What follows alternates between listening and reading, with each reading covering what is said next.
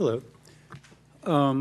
This is an incredibly damning OIG report. Incredibly damning. And I'm struck that the executive director, who apparently interfered with the OIG report, was not fired. She's reassigned, I presume still getting a paycheck, I assume still building a pension, having demonstrated her lack of truthfulness in conversation with the OIG. I'm told that the Director of Quality and Training, or Training and Quality, is in the same position as this person was before. Now, we've passed accountability measures for people who don't do their job.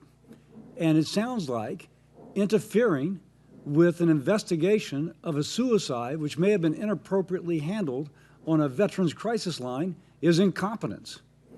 So it may be a decision above your pay grade, but can you tell us why the only accountability that has been had so far is that somebody moved over to the Secretary's office? Dr. Cassidy, we agree 100% with the necessity of accountability and holding our staff and team members to the highest level of standards when it comes to serving our veterans. The executive director that you mentioned is not named in interference, to use the term that you used. The individual who was listed as director of quality is discussed in that. The information that we had to that effect is new from the OIG evaluation and their review. It's not uncommon to receive new information. I mean, well, then maybe the executive director, I'm quoting, reported that after completion of a quality assurance review, it was decided there is, quote, insufficient information for us to really move forward on a root cause analysis.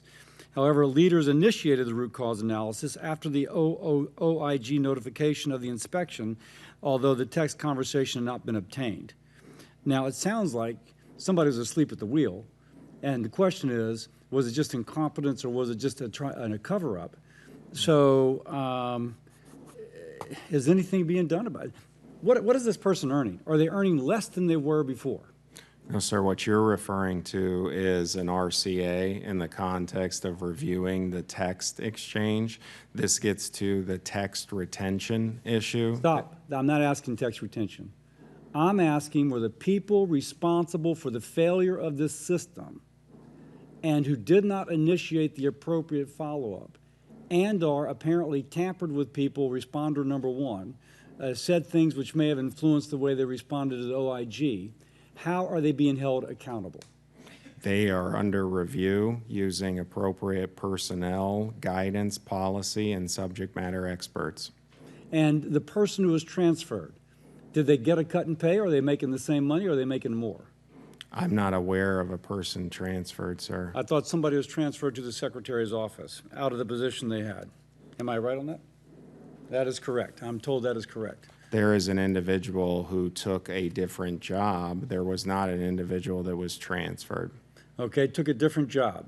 Just voluntarily took it and everybody said incredibly well qualified, no stains upon the record? I can't speak to the hiring process that was engaged, sir. And when did the process of review begin for each of these two individuals? The process of review began for the first situation with responder one that's mentioned in the report immediately. The process of review... And I'm sorry, what is the date on that? The date would be November of... I'm sorry, and I don't mean of the root cause analysis. Oh. I mean of the apparent attempt to influence how the OIG was spoken with. Right. We did not become aware of that till OIG gave us feedback to that effect, which was about a year after the... And how long ago was that? That would have been in the spring of 2021. And so the spring of 2021, and so 22. the person's been 22 has been under review since then. Has anything resulted from that review? That's different, sir. You're talking about the review with regard to responder one. Mr. Miller, I feel like you know what I'm asking, but you're deliberately dodging the question.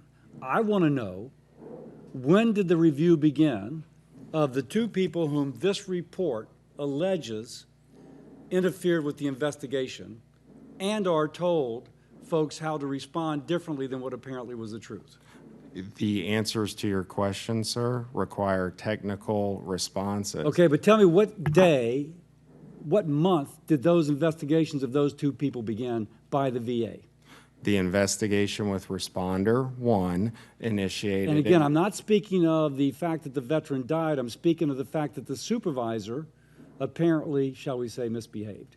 When did the supervisor's misbehavior begin to be investigated? That began when we learned of. And what was the date of that? The draft report was received by the OIG, I want to say maybe 2-3 months ago. That's when we first came to the information. And so how about long will this investigation take to still hold them accountable if indeed the OIG is correct that their actions were as you described? I can't answer that question for you. That veteran was ill-served, and there, as best as I can tell, an attempt not to hold people accountable.